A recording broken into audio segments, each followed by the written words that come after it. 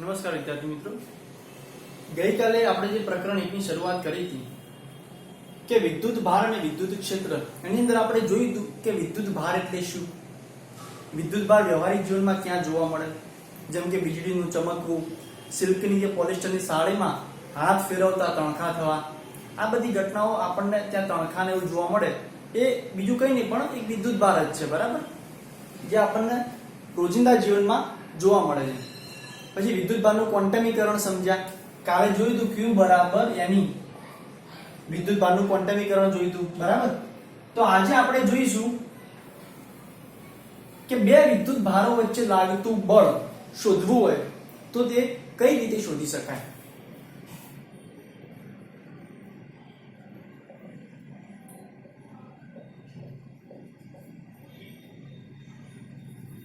તો કે કુલમ્બના નિયમની મદદથી આપણે કાલે જોયું હતું કે જો બે વિદ્યુત ભારો સમાન પ્રકારના હોય, એટલે કે બંને જો પ્લસ હોય, રિવાઇઝ કરીએ, બંને વિદ્યુત ભારો જો પ્લસ હોય તો એમની વચ્ચે શું થશે? અપાકર્ષણ થશે. એક વિદ્યુત ભાર ધન અને બીજો વિદ્યુત ભાર ઋણ હોય તો એમની વચ્ચે આકર્ષણ થશે, બરાબર. તો આ બે વિદ્યુત ભારો વચ્ચે કેટલું બળ લાગે એ કુલમ્બના નિયમની મદદથી, કુલમ્બ નામના વૈજ્ઞાનિકે આ નિયમની શોધ કરી અને એને દર્શાવ્યું કે બે વિદ્યુત ભારો વચ્ચે આ નિયમની મદદથી બળ શોધી શકાય. તો કુલમ્બનો નિયમ જોઈએ આપણે. નિયમ જાણતા પહેલા જો આપણને સૂત્ર યાદ રહે તો નિયમ વધુ સરળતાથી સમજી શકાય. જેમ કે હું અહીંયા લખું છું એક સૂત્ર, F બરાબર K Q1 Q2 upon R². આ સૂત્ર છે કુલમ્બના નિયમનું, બરાબર. પણ જો કુલમ્બનો નિયમ વધુ સારી રીતે સમજવો હોય તો આની પરથી સમજી શકાશે, સૂત્ર પરથી. આપણે થોડી રિવર્સ પ્રોસેસમાં સમજવાનો પ્રયત્ન કરીએ કે બે વિદ્યુત ભારો વચ્ચે લાગતું બળ. નિયમ અહીંયા લખું છું,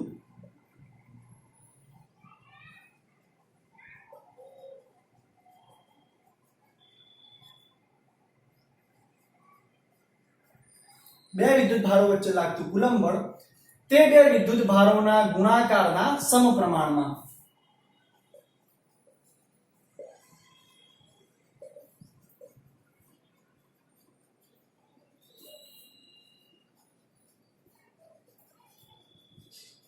અને તેમની વચ્ચેના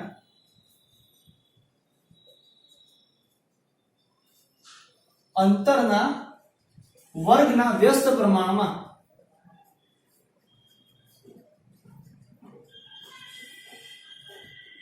હોય છે. એનો મતલબ એમ થાય કે બળ F ચલે છે Q1 into Q2, બળ F ચલે છે 1 upon R². આપણે અહીંયા આકૃતિ જોઈએ તો અહીંયા એક વિદ્યુત ભાર લઈએ, બંને આ બે વિદ્યુત ભારો વચ્ચે લાગતું તો બળ શોધવું હોય, એમની વચ્ચેનું અંતર આપણને આપેલું છે, આ ડિસ્ટન્સ r આપ્યું છે બંનેની વચ્ચે, બરાબર. આ બંને વિદ્યુત ભારો શૂન્યાવકાશમાં મૂક્યા છે આપણે, અને એમની વચ્ચે લાગતું કુલમ્બ બળ શોધવું હોય તો F ચલે છે Q1 into Q2, વિદ્યુત ભારના ગુણાકારના સમપ્રમાણમાં અને તેમની વચ્ચેના અંતરના વર્ગના વ્યસ્ત પ્રમાણમાં હોય છે. હવે આ બંને વસ્તુ આપણે ભેગી કરીશું, સમીકરણ 1 અને 2. બંને સમીકરણો જો ભેગા કરી દઈએ તો આપણને મળશે F ચલે છે Q1 Q2 upon R². ચલે છે સપ્રમાણતા દૂર કરશું તો F બરાબર K Q1 Q2 upon R². આ પ્રકારે આપણને સમીકરણ મળશે કુલમ્બના નિયમનું, બરાબર. પણ કોઈ કહેશે આ K શું છે, ક્યાંથી લાયા? તો સપ્રમાણતા અચળાંક પણ કહી શકાય, બરાબર. K ને ડાઇલેક્ટ્રિક અચળાંક, ડાઇલેક્ટ્રિક કોન્સ્ટન્ટ પણ કહેવામાં આવે છે. એની કિંમત K બરાબર 1 upon 4 pi epsilon 0 પરથી K ની કિંમત પ્રાયોગિક રીતે મેળવી અને 8.98 ગુણ્યા 10⁹ જેટલી K ની કિંમત પ્રાયોગિક રીતે મેળવી નક્કી કરવામાં આવી છે. પરંતુ આપણે વ્યવહારમાં આ કિંમત 9 ની ખૂબ નજીક છે, એટલા માટે આપણે K ની કિંમત 9 ગુણ્યા 10⁹ આટલી પણ લઈ શકીએ. પણ હા, આપણે જેમ વાત કરી હતી એકમો અને માપનોની અંદર કે કોઈ પણ રાશિની પાછળ એકમ લખવો ફરજિયાત છે. તો k નો એકમ કઈ રીતે આવશે? બરાબર, તો ગોખવાની જરૂર નથી, એકમ યાદ ન હોય તો બનાવી દઈશું. કઈ રીતે? k ને અહીંયા કરતા કહીશું, r² થશે f ની જોડે, બરાબર? તો બળનો એકમ થશે ન્યૂટન. જો k ને કરતા બનાવો આ સૂત્રની અંદર તો શું મળશે? f r² q1 q2. આની પરથી k નો એકમ સરળતાથી બનાવી શકાય. બળનો એકમ છે ન્યૂટન, r અંતરનો એકમ છે મીટર, ન્યૂટન મીટર સ્ક્વેર. વિદ્યુત ભારનો એકમ આપણે ગઈકાલે વાત કરી હતી કુલમ, તો કુલમ ઇન્ટુ કુલમ, તો કુલમ સ્ક્વેર થયો પ્રતિ કુલમ સ્ક્વેર, બરાબર? આ થઈ ગયો k નો એકમ. આપણે દાખલાઓ ગણીશું ત્યારે k ની આ જ કિંમત ધ્યાનમાં લઈશું. 9 × 10 ની 9 ઘાત ન્યૂટન મીટર સ્ક્વેર પર કુલમ સ્ક્વેર. હવે આપણને એ પણ પ્રશ્ન થાય કે આ જે કિંમત આપણે મેળવી પણ એપ્સિલોન 0 ક્યાંથી લાયા? તો એપ્સિલોન 0 અહીંયા ઘણી વખત એપ્સિલોન નોટ પણ બોલાતો હોય છે. એપ્સિલોન 0 ની કિંમત છે 8.85 × 10 ની -12 ઘાત, બરાબર? આ શું છે? આ શૂન્યાવકાશની પરમિટિવિટી.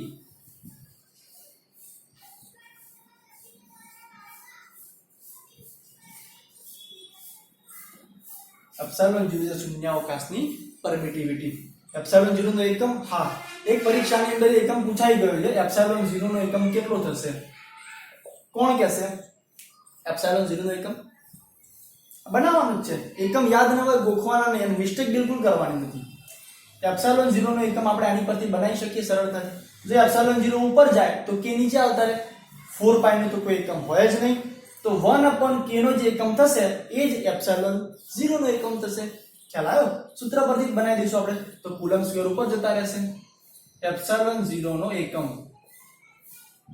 થશે કુલમ સ્ક્વેર પ્રતિ ન્યૂટન મીટર સ્ક્વેર, અથવા તો આવી રીતે પણ લખી શકાય coulomb square newton inverse metre raise to -2. ખ્યાલ આવી ગયો? બરાબર?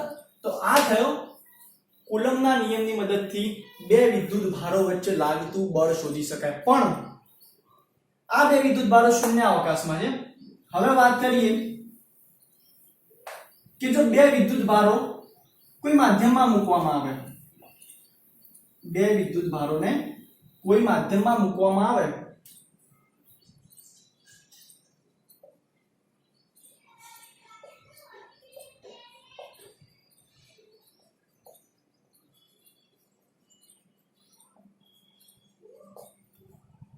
શૂન્યાવકાશની જગ્યાએ કોઈ માધ્યમમાં મૂકવામાં આવે તો તે બે વિદ્યુત ભારો વચ્ચે લાગતું બળ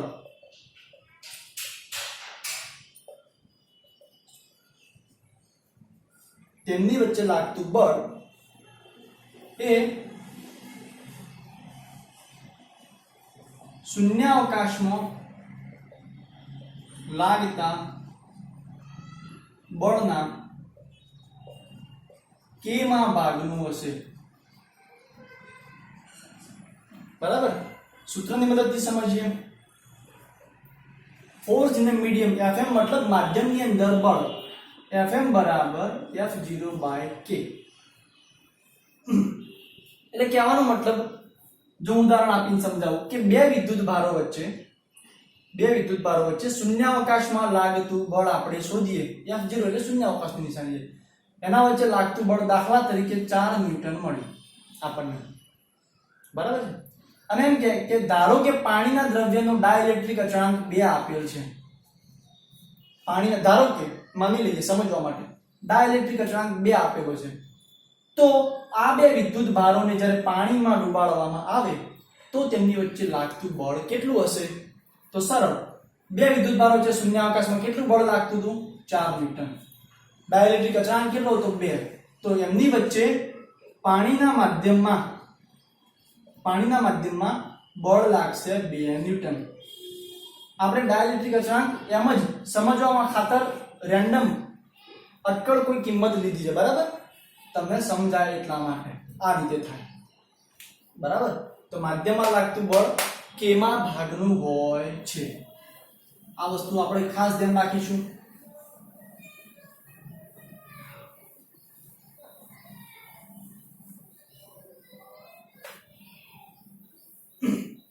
આ તો કુલમનો નિયમ અદિશ સ્વરૂપે. પણ જ્યારે સદિશની વાત આવે, પૂછાય છે પ્રશ્ન કે કુલમનો નિયમ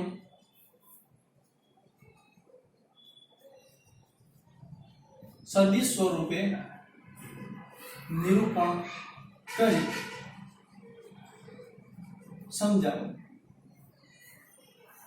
સદિશ દિશા સાથે આપણે શરૂઆતમાં બે વિદ્યુતભારો એમને મૂકી દીધા, બરાબર, પણ હવે એ વિદ્યુતભાર કેટલા અંતરે છે, બે વિદ્યુતભારો વચ્ચેનું અંતર, એ બધું જ સદિશ સ્વરૂપમાં આપણે દર્શાવવું પડશે.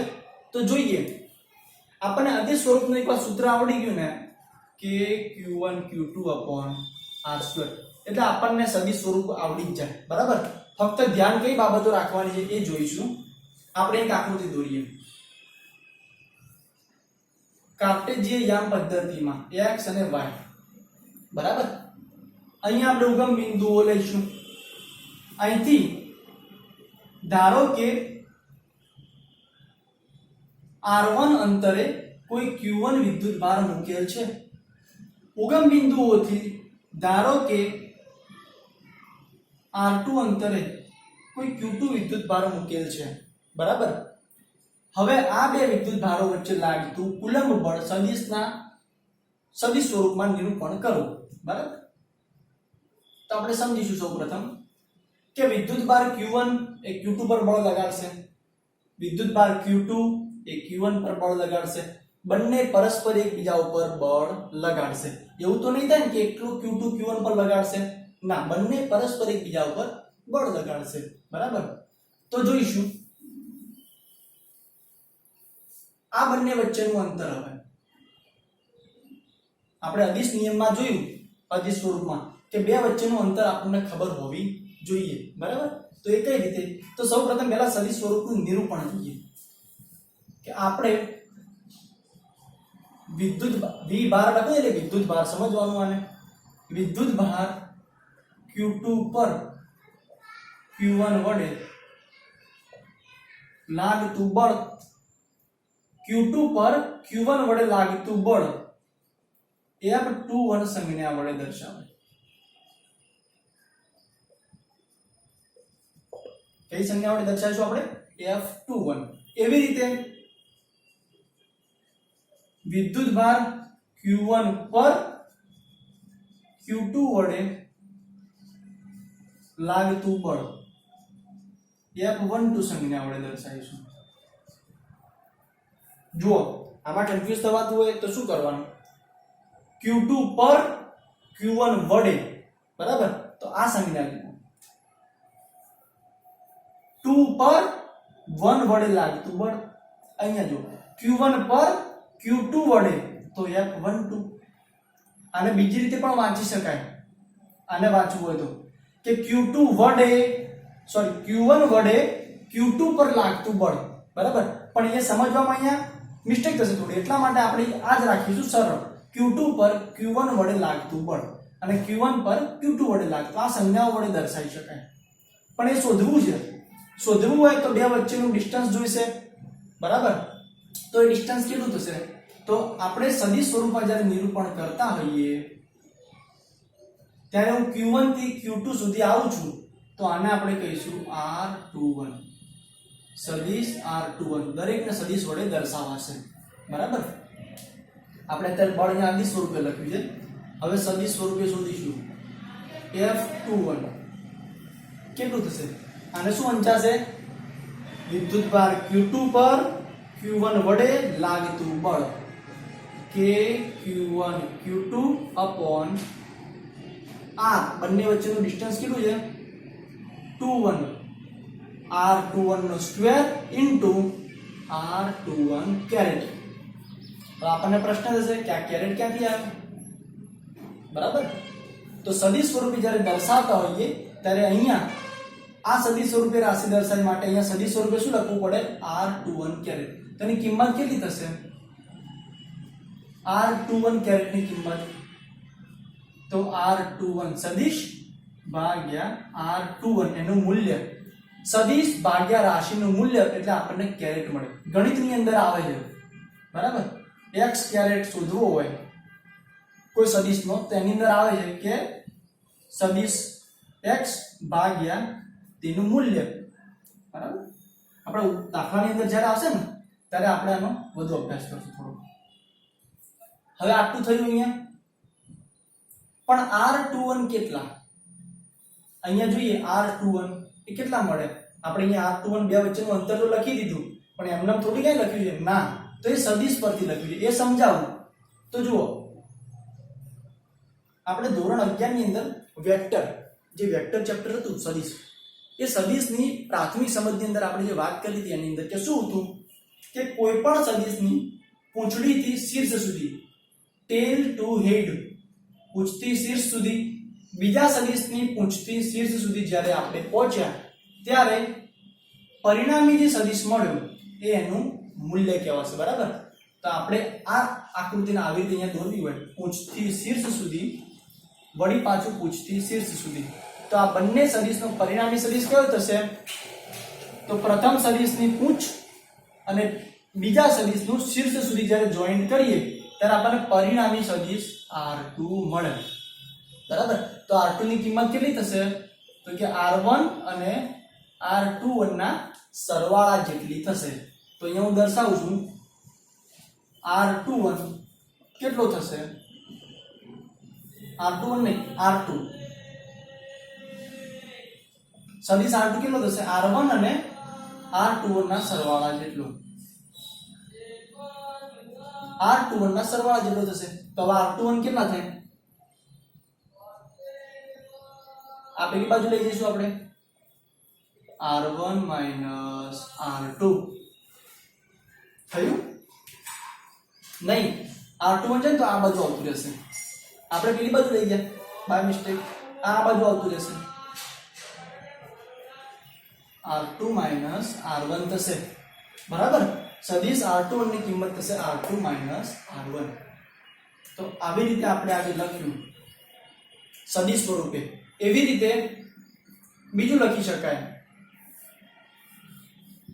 વિદ્યુતભાર 1 પર 2 વડે લાગતું બળ, 1 પર 2 વડે લાગતું બળ પણ કેટલું હશે? તો અહીંયા સંજ્ઞા આવશે F12, કેમ કે વિદ્યુતભાર Q1 પર Q2 વડે લાગતું બળ, કે Q1 Q2 upon R12 square into R12 caret. હવે આપણે R12 જો દર્શાવવો હોય આકૃતિમાં તો આ તરફ સદિશ ના દર્શાવી શકાય, એનો સદિશ આવશે અહીંથી અહીં સુધી, બરાબર. આના આપણે કહીશું R12.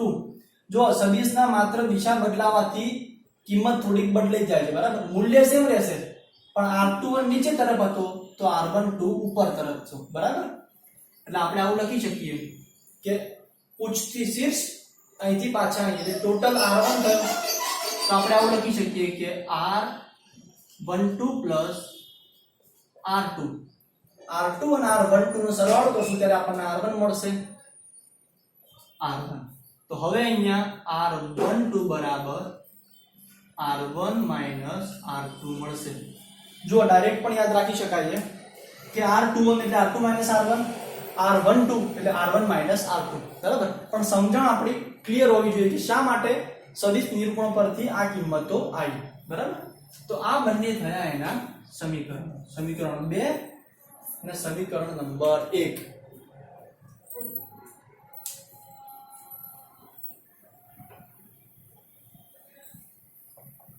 હવે ધ્યાન આપજો, નવી એનસીઈઆરટી માં આ આકૃતિ તમને નથી આપેલી, બરાબર છે. તમને કઈ ફિગર આપેલી છે?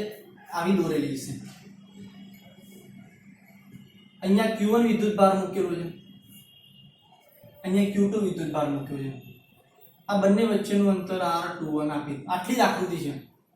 પણ આ આકૃતિ આપણે x y સમતલમાં જ્યારે મૂકીએ તો સમજવામાં વધુ સરળતા પડે આપણને, એટલા માટે આપણે ઉગમ બિંદુથી Q1 નું અંતર R1, ઉગમ બિંદુથી Q2 નું અંતર R2 દોરી અને આવી રીતે આપણે આકૃતિ દોરી છે.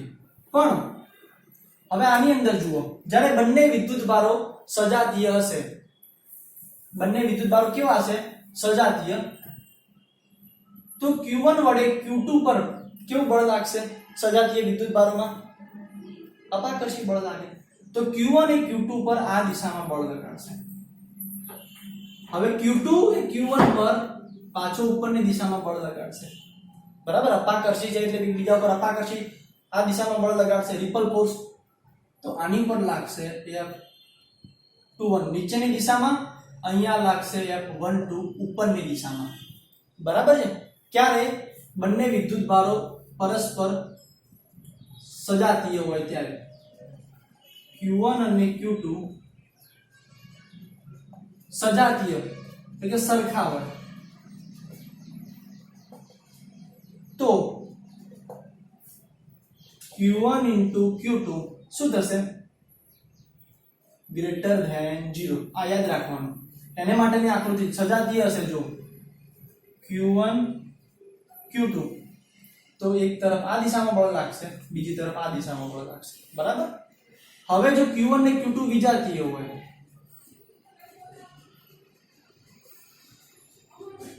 બે વિદ્યુત ભારો વિજાતીય મતલબ એક ધન હશે અને બીજો ઋણ હશે. તો અહીંયા ફરીથી દોરીએ. Q1 અને Q2 જો વિજાતીય હશે તો આકર્ષણ બળ થશે. આપણે કાલે સમજ્યા હતા કે સજાતીય વિજાતીય શું થાય. એક ધન અને બીજો જો ઋણ હશે તો Q1 પર આકર્ષી બળ આ દિશામાં લાગશે, Q2 પર પણ આકર્ષી બળ આ દિશામાં લાગશે. બરાબર છે? તો આ થશે F12, આ થશે F21.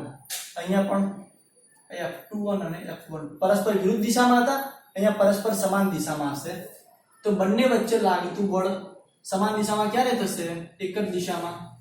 Q1 into Q2 less than 0 હોય ત્યારે બંને વચ્ચે થશે આકર્ષણ. આ યાદ રાખજો. અને Q1 into Q2 જ્યારે ગ્રેટર ધેન 0 હોય ત્યારે બંને વચ્ચે થશે અપાકર્ષણ. ખ્યાલ આવી ગયો? એકમાં અપાકર્ષણ, બીજામાં થશે આકર્ષણ. MCQ માં પૂછે કે Q1 into Q2 less than 0 હોય તો બે વિદ્યુત ભારો વચ્ચે લાગતું બળ કેટલું થશે? કેવા પ્રકારનું છે? આકર્ષી, અપાકર્ષી, સમાન કે કેવું છે? તો થશે આકર્ષી પ્રકારનું. બીજા જે વિદ્યુત ભારો હોય તો આકર્ષી. બરાબર. કેમ આવું થશે? તો જુઓ, એકની કિંમત 2 કુલમ લઈએ, બીજાની કિંમત -3 કુલમ લઈએ તો ગુણાકાર થાય -6 કુલમ.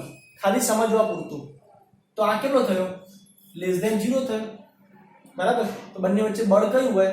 આકર્ષી પ્રકારનું બળ લાગશે. તો અહીંયા બળનો કોન્સેપ્ટ પૂરો થાય છે. બે વિદ્યુત ભારો વચ્ચે લાગતું બળ. બરાબર. હવે એક નવી રાશિ છે વિદ્યુત ક્ષેત્ર. વિદ્યુત ક્ષેત્ર કઈ રીતે ડિફાઇન કરીશું જોઈએ.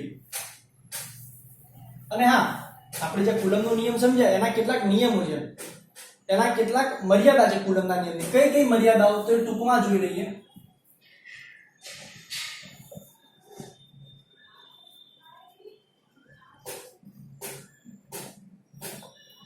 પ્રશ્ન પૂછાયો નથી પણ ધ્યાનમાં રાખવું જરૂરી છે. કુલમના નિયમની મર્યાદાઓ.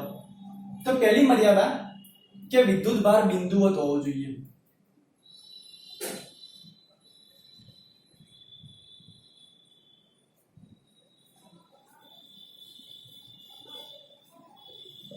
બીજી મર્યાદા કે વિદ્યુત ભાર સ્થિર હોવો જોઈએ.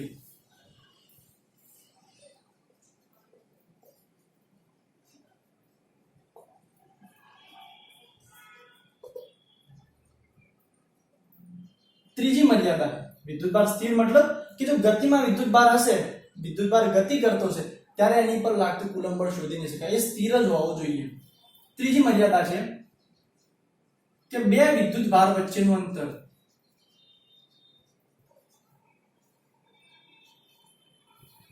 એ 10⁻15 મીટર કરતા વધુ હોવો જોઈએ.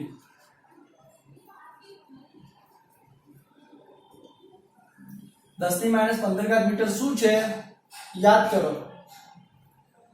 ધોરણ 11 પ્રકરણ નંબર 2 માપન અને એકમની અંદર જે વાત હતી યુનિટ વાળા ચેપ્ટરમાં, 10⁻15 મીટર શું હતું? ન્યુક્લિયસની ત્રિજ્યા. એનો મતલબ કે બે વિદ્યુત ભારો વચ્ચેનું અંતર ન્યુક્લિયસની ત્રિજ્યા કરતા તો વધુ હોવું જોઈએ, તો જ આ નિયમ લાગુ પડે. ચોથું કે બે વિદ્યુત ભાર વચ્ચે નું અંતર 10⁻18 મીટર કરતા ઓછું હોવું જોઈએ.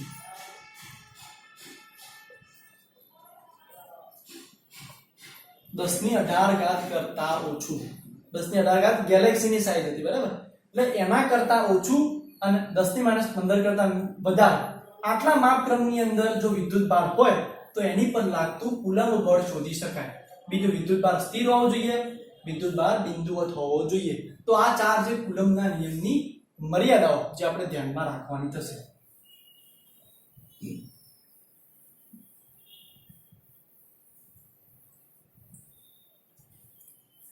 હવે જે રાશિ વિદ્યુત ક્ષેત્ર, તમારું જે ચેપ્ટરનું ટાઇટલ જ છે ક્ષેત્રો, પણ કયા? વિદ્યુત ક્ષેત્રો. વિદ્યુત ક્ષેત્ર નામની રાશિ આપણે જોઈએ તો આપણે ક્યારે ચુંબક જોયા છે? ચુંબક બધા જોયેલા તો હશે. ચુંબકની આસપાસ જ્યારે લોખંડ ભભરાઈએ તો ક્ષેત્ર દેખાતું નથી, પણ લોખંડ ચુંબકને ચોંટી જાય છે. એમ વિદ્યુત ભારનું પણ પોતાની આસપાસના વિસ્તારમાં એક ક્ષેત્ર પ્રવર્તતું હોય છે, જેને આપણે વિદ્યુત ક્ષેત્ર તરીકે ઓળખીએ છીએ. જો આપણે આકૃતિ દોરીને સમજીએ વધુ સ્પષ્ટતા માટે, આ ઉગમ બિંદુઓ પર આપણે કોઈ પ્લસ ક્યુ વિદ્યુત ભાર મૂક્યો છે, બરાબર? એનાથી દૂર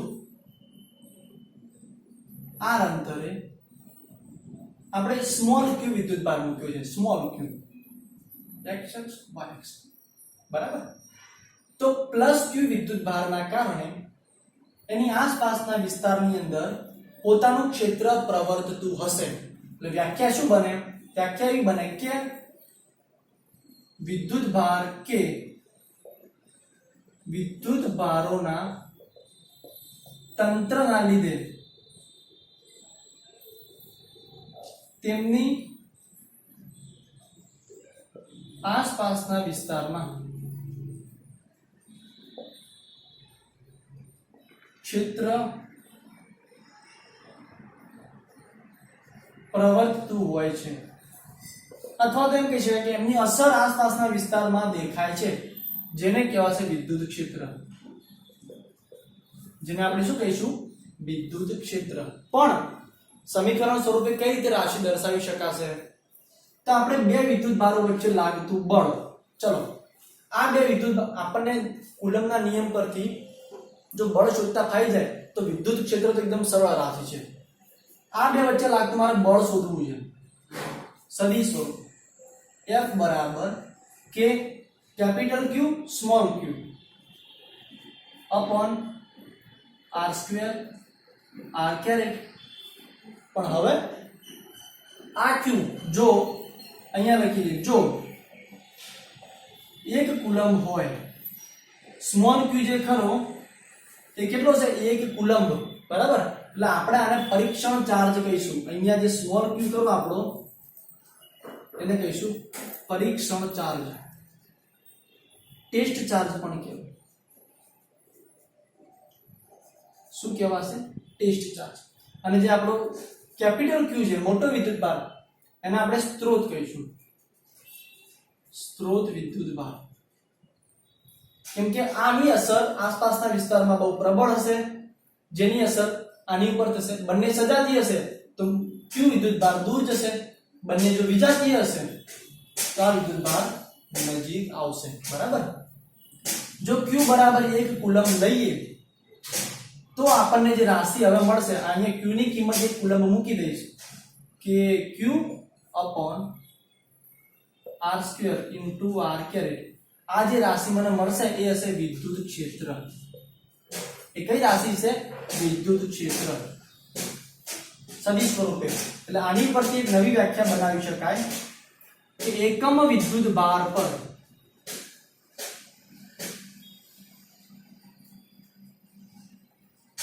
લાગતું બળ એટલે વિદ્યુત ક્ષેત્ર સમજો કેવા વિદ્યુત ભાર પર લાગતું 1 કુલમ વિદ્યુત ભાર એકમ વિદ્યુત ભાર પર લાગતું બળ એટલે વિદ્યુત ક્ષેત્ર તો વિદ્યુત ક્ષેત્ર એ શેમાંથી ઉદ્ભવ્યું છે બળ નામની રાશિમાંથી બરાબર તો આની ઉપર 1 કુલમ વિદ્યુત ભાર પર લાગતું બળ એટલે વિદ્યુત ક્ષેત્ર હવે આપણે આને બીજી રીતે પણ લખી શકાય અહીંયા લખીએ છીએ F/Q સમીકરણ 1 ને જો હું Q વડે ડિવાઈડ કરું અને Q વડે ભાગીશ તો શું થશે KQ r² r કેરેટ જો સદી સ્વરૂપે આપણે દર્શાવીએ તો આનો મતલબ શું થયો આના બરાબર તો E થાય છે આપણે અહીંયા જોયું સમીકરણ 2 માં KQ r² r કેરેટ એટલે તો E નામની રાશિ મળી વિદ્યુત ક્ષેત્ર તો આપણે E બરાબર થશે F/Q અધિક સ્વરૂપે લખવું છે જો આપણે E બરાબર F/Q લખી શકાય બરાબર પછી વિદ્યુત ક્ષેત્ર નામની રાશિ આવી વિદ્યુત ક્ષેત્ર નામની રાશિ તો એનું પારિમાણિક સૂત્ર શું એનો એકમ જો એકમ સરળ છે વિદ્યુત ક્ષેત્ર E નો એકમ બળનો ન્યૂટન વિદ્યુત ભારનો કુલમ તો આનો એકમ થશે ન્યૂટન પર કુલમ બરાબર પારિમાણિક સૂત્ર પૂછાય છે કેટલીક વાર તો પારિમાણિક સૂત્ર કઈ રીતે બનાવીશું ગોખવાનું નહીં સમજીને પાકું કરો પારિમાણિક સૂત્ર બનાવીશું બળનું સૂત્ર કોને યાદ છે બળનું બળ F નું પારિમાણિક સૂત્ર m1l1t - 2 112 બરાબર અને વિદ્યુત ભાર Q નું પારિમાણિક સૂત્ર A1T1 બરાબર આ બંને પારિમાણિક સૂત્રો જ્યારે ભેગા કરીશું ત્યારે શું મળશે